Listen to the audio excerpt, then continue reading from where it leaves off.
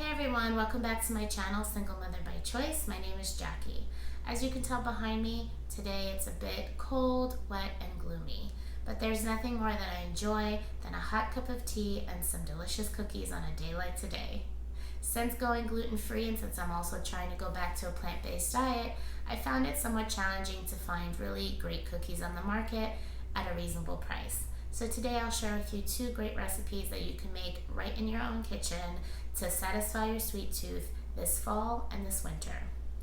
But before we get into the video, make sure, as always, that you subscribe to this channel for more weekly content. Let's get into the kitchen.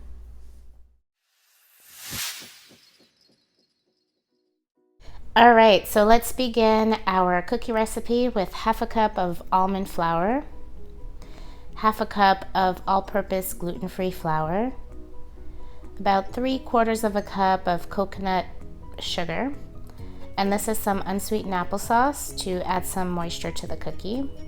It's what makes it nice and chewy. Next, I'm adding about 6 tablespoons of almond butter. Got a little stuck there. And now I'm adding half of a mashed banana to replace an egg. This recipe is not only gluten-free, but it is also vegan. So I'm blending there. I started on a slow speed, then I increased, and now I'm adding sugar, baking soda, pumpkin spice, and vanilla extract.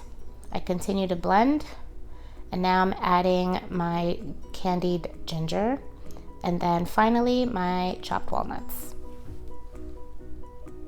So I continue to blend this for a little while, and now I'm just testing it to see if the mixture is the right consistency. And this looks a little bit too liquidy for me, so what I'm going to do is take some gluten-free oats and add it to the mixture just a little bit at first to see if it combines and hardens, or not hardens, but if it comes together a little bit more so it's less soupy. So I start off by mixing slowly, and it looks like I might need to add the rest of this quick oat, so I will. And that was about half a cup of oats there, or maybe a little bit more, 3/4 of a cup. So I continue to combine all of the ingredients, and now it looks like it's the perfect consistency, and it's ready to refrigerate.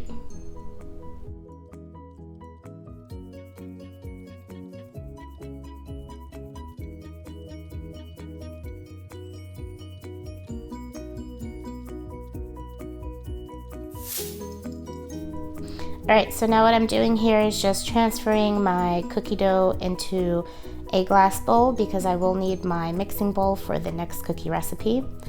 I'll refrigerate this cookie dough for about 30 minutes before baking it in the oven at 350 degrees Fahrenheit or 176 degrees Celsius.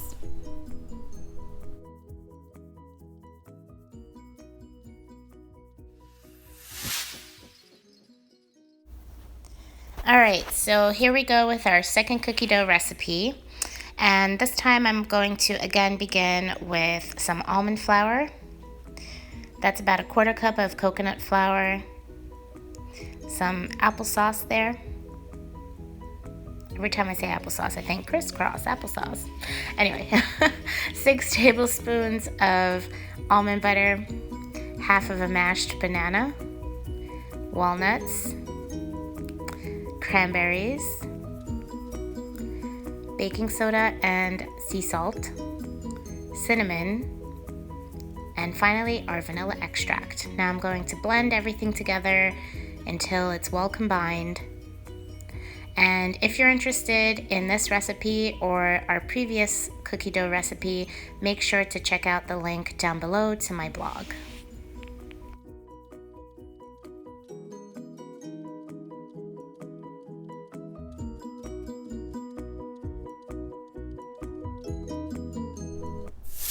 Stop the presses! I completely forgot to add the sugar. So Bad, Jackie. That's about 3/4 of a cup of coconut sugar that I'm now incorporating into the cookie dough mixture. All right, so now I'm again transferring the cookie dough into a separate bowl, which will go into the refrigerator for approximately 30 minutes before I place the cookies into the oven.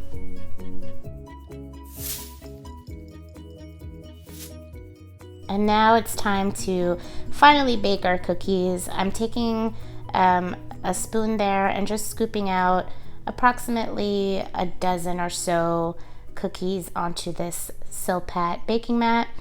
I especially love this mat because I don't have to grease it before I bake anything. So this is so perfect, and my cookies don't stick to it.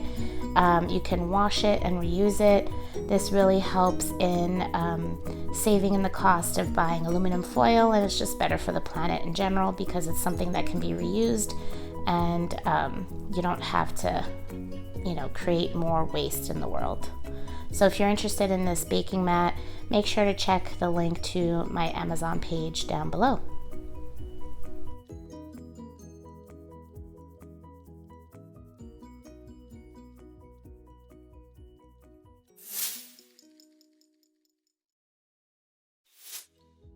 Our cookies are done, but before we sit down with our cup of tea and our plate of cookies, we have to let them cool on this cooling rack for approximately 10 minutes.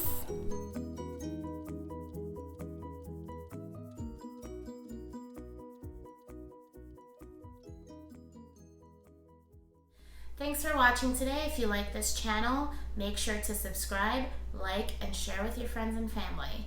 So now, the moment we've all been waiting for, that hot cup of tea with my delicious walnut ginger cookie. Let's give it a try.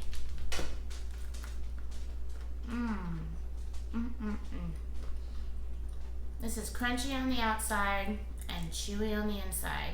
Give it a try and let me know how you like it down in the comments. So good, so good. See you next time.